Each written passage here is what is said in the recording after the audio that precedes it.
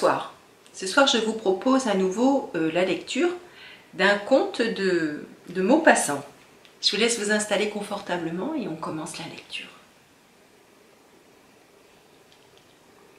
Au champ, à Octave Mirbeau. Les deux chaumières étaient côte à côte, au pied d'une colline proche d'une petite ville de bains. Les deux paysans besognaient dur sur la terre inféconde pour élever tous leurs petits. Chaque ménage en avait 4. Devant les deux portes voisines, toute la marmaille grouillait du matin au soir. Les deux aînés avaient 6 ans et les deux cadets 15 mois environ. Les mariages et ensuite les naissances s'étaient produites à peu près simultanément dans l'une et l'autre maison. Les deux mères distinguaient à peine leurs produits dans le tas. Et les deux pères confondaient tout à fait. Les 8 noms dansaient dans leur tête, se mêlaient sans cesse, et quand il fallait en appeler un, les hommes souvent en criaient 3 avant d'arriver au véritable. La première des deux demeures, en venant de la station d'eau de Rolleport, était occupée par les Tuvache, qui avaient 3 filles et un garçon. L'autre masure abritait les Valin, qui avaient 1 fille et 3 garçons. Tout cela vivait péniblement de soupe, de pommes de terre et de grand air. À 7 heures le matin, puis à midi, puis à 6 heures le soir, les ménagères réunissaient leurs mioches pour donner la pâtée, comme des gardeurs d'oies assemblent leurs bêtes. Les enfants étaient assis par rang d'âge devant la table en bois vernie par 50 ans d'usage. Le dernier moutard avait à peine la bouche au niveau de la planche. On posait devant eux l'assiette creuse pleine de pain molli dans l'eau où avaient cuit les pommes de terre, un demi-chou et 3 oignons, et toute la lignée mangeait jusqu'à plus fin. La mère empâtait elle-même le petit. Un peu de viande au pot-au-feu, le dimanche était une fête pour tous, et le père ce jour-là s'attardait au repas en répétant « Je m'y ferai bien tous les jours ». Par un après-midi du mois d'août, une légère voiture s'arrêta brusquement devant les deux chaumières et une jeune femme qui conduisait elle-même dit au monsieur assis à côté d'elle « Oh, regarde, Henri, ce tas d'enfants, sont-ils jolis comme ça, à grouiller dans la poussière ?» L'homme ne répondit rien, accoutumé à ces admirations qui étaient une douleur et presque un reproche pour lui. La jeune femme reprit.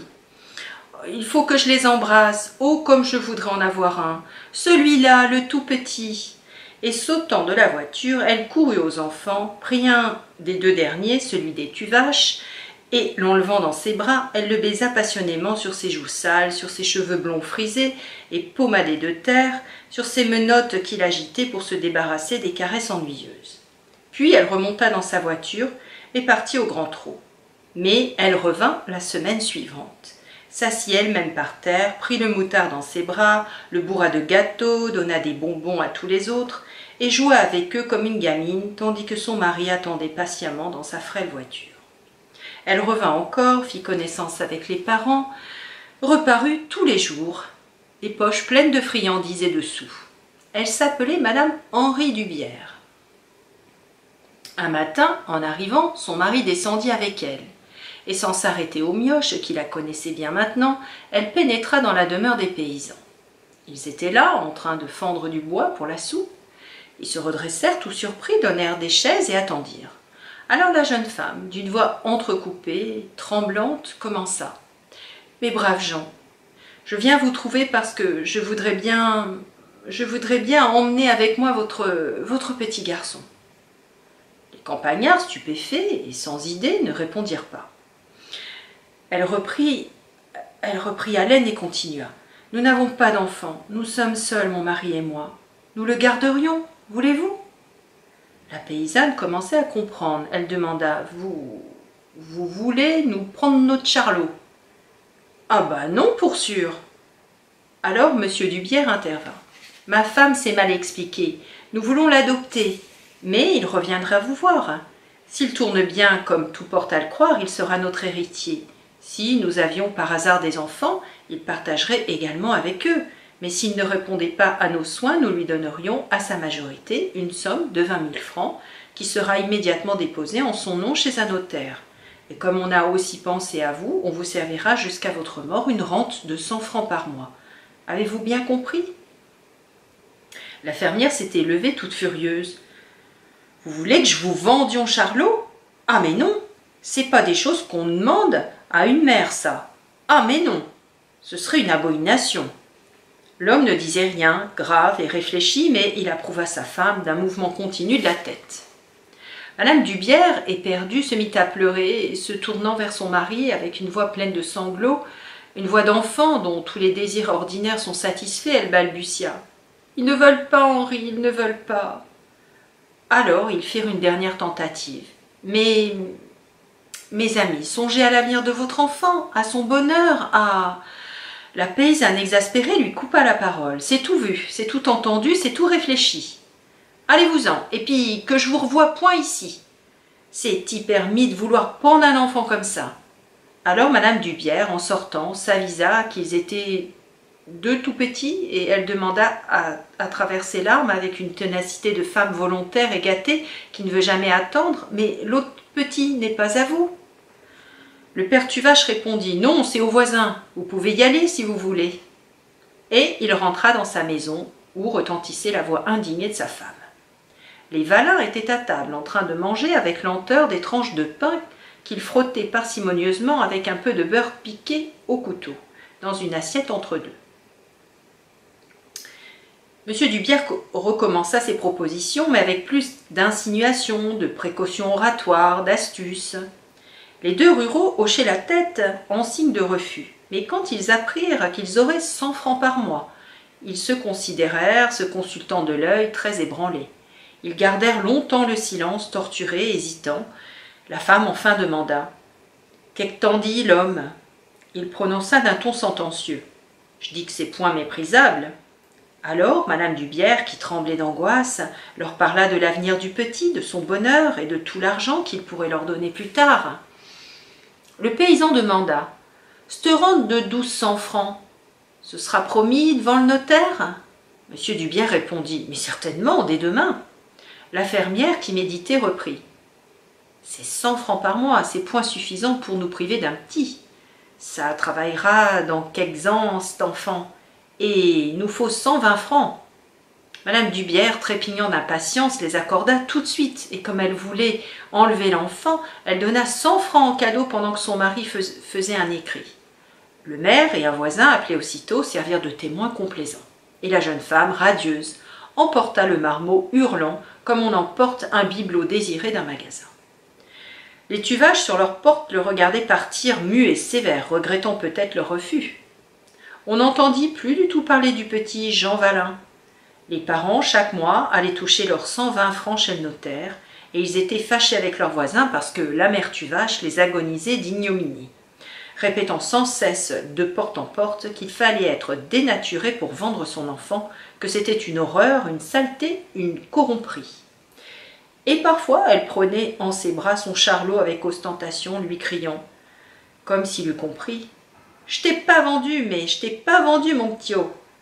Je vends pas mes enfants, mais je suis pas riche, mais je vends pas mes enfants. » Et pendant des années, et encore des années, ce fut ainsi chaque jour des allusions grossières qui étaient vociférées devant la porte de façon à entrer dans la maison voisine. La mère Tuvache avait fini par se croire supérieure à toute la contrée parce qu'elle n'avait pas vendu Charlot, et ceux qui parlaient d'elle disaient « Je sens bien que c'était engageant, c'est égal, elle s'a conduite comme une bonne mère. » On l'a cité, et Charlot, qui prenait 18 ans, élevé dans cette idée qu'on lui répétait sans répit, se jugeait lui-même supérieur à ses camarades parce qu'on ne l'avait pas vendu. Les Valin vivotaient à leur aise grâce à la pension. La fureur inapaisable des Tuvache, restés misérables, venait de là. Leur fils aîné partit au service, le second mourut. Charlot resta seul à peiner avec le vieux père pour nourrir la mère et deux autres sœurs cadettes qu'il avait. Il prenait 21 ans quand un matin, une brillante voiture s'arrêta devant les deux chaumières. Un jeune monsieur, avec une chaîne de montre en or, descendit, donnant la main à une vieille dame aux cheveux blancs. La vieille dame lui dit « C'est là mon enfant, à la seconde maison. » Et il entra, comme chez lui, dans la masure des Valin. La vieille mère lavait ses tabliers, le père, infirme, sommeillait près de l'âtre. Tous deux levèrent la tête et le jeune homme dit « Bonjour papa, bonjour maman. » Ils se dressèrent effarés. La paysanne laissa tomber des mois son savon dans son eau et balbutia. « C'est item enfant, c'est item enfant !» Il la prit dans ses bras et l'embrassa en répétant « Bonjour maman », tandis que le vieux tout tremblant disait, de son ton calme qu'il ne perdait jamais, « Te v'là-t-il revenu, Jean ?» comme s'il l'avait vu un mois auparavant. Et quand ils se furent reconnus, les parents voulurent tout de suite sortir le fieu dans le pays pour le montrer. On le conduisit chez le maire, chez l'adjoint, chez le curé, chez l'instituteur. Charlot, debout sur le seuil de sa chaumière, le regardait passer. Le soir au souper, il dit au vieux « Faut-il que vous ayez été sot pour laisser prendre le petit au Valin ?» Sa mère répondit obstinément « Je voulions point vendre notre enfant. » Le père ne disait rien. Le fils reprit « C'est-il pas malheureux d'être sacrifié comme ça ?» Alors le père Tuvache articula d'un ton coléreux « Vas-tu pas nous reprocher de t'avoir gardé ?» Et le jeune homme brutalement « Oui, je vous le reproche. Que vous n'êtes que des niants. Des parents comme ça fait le malheur des enfants. Vous méritiez que je vous quitte. » La bonne femme pleurait dans son assiette. Elle gémit tout en avalant des cuillères de soupe dont elle répandait la moitié. « Tuez-vous donc pour élever des enfants. Alors le gars rudement. J'aimerais mieux n'être point né que d'être ce que je suis. Quand j'ai vu l'autre tantôt, mon sang n'a fait qu'un tour. Je me suis dit, v'là ce que je serai maintenant. Il se leva. Tenez, je sens bien que je ferais mieux de ne pas rester ici, parce que je vous le reprocherai du matin au soir, et que je vous ferai une vie de misère. Ça, voyez-vous, je vous le pardonnerai jamais. Les deux vieux se taisaient, atterrés, larmoyant. Il reprit. Non, cette idée-là, ce serait trop dur. J'aime mieux m'en aller, chercher ma vie autre part. Il ouvrit la porte. Un bruit de voix entra. Les Valin festoyaient avec l'enfant revenu. Alors Charlot tapa du pied et, se tournant vers ses parents, cria « Manon va !» et il disparut dans la nuit. Voilà, on se retrouve très prochainement pour une prochaine lecture. Bonsoir.